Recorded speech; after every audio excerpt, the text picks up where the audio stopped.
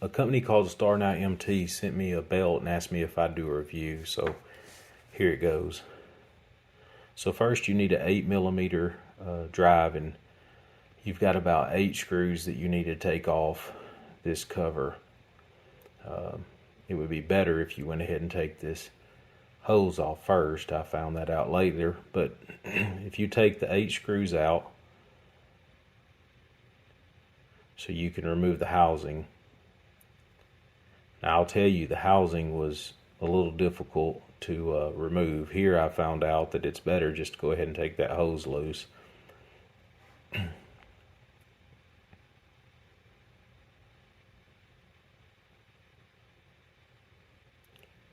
didn't have much trouble taking the hose, just a normal hose.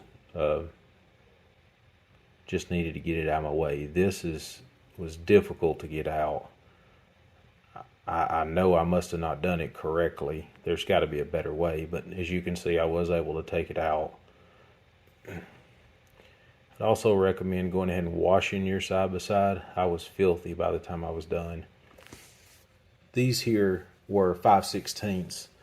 You needed 3 sizes to do this. It was 5/16, 8mm, and 10mm, and right here was the only time I needed a 10mm. I just loosened it up and kind of turned the hose to the side. Was able to get it out of my way. Now, it took me a little bit to figure out this little tool. This tool's in the bag that comes in your glove box. I was able to finally get the smaller hook in and press, and it never really felt right, but once I got the idea of what I was supposed to be doing, I was able to get it loose and take the belt off. And here is the belt that StarKnightMT sent me. It was packaged very well. As I pulled it out, I compared it to the one that come on my Polaris, and the outside teeth were very comparable. The inside were a little different. I don't know that that matters or not. But once I put it on and ran it, it didn't seem to bother it. It seemed very tight belt. It was the same size as the Polaris. The Polaris, of course, was a little bit loose, as it had been driven many miles on my RZR. I don't know if you can see that or not, but I was showing the comparable size. Now, one thing I'll tell you is, once I don't know the word for it, but once I was able to loosen that up, it come loose, you could take the belt off. Well, once you take the belt off, it seemed to go back tight, so I had to loosen it up to get the belt on. Once you get the belt on, go ahead and crank that, turn it about 5 to 7 times to get the belt in the grooves like it's supposed to. Now, this was the most difficult part, was getting this back in. I had to get a help from a friend.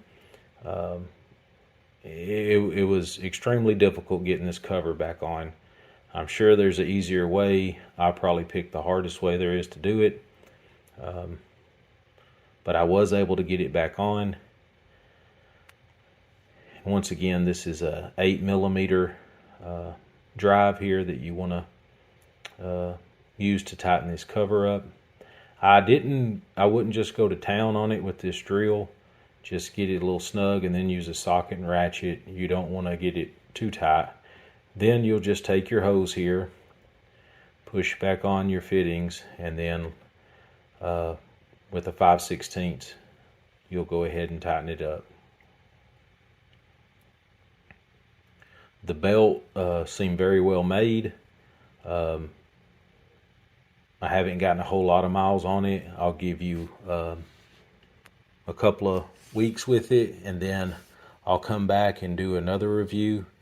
But the belt seems real solid and a very good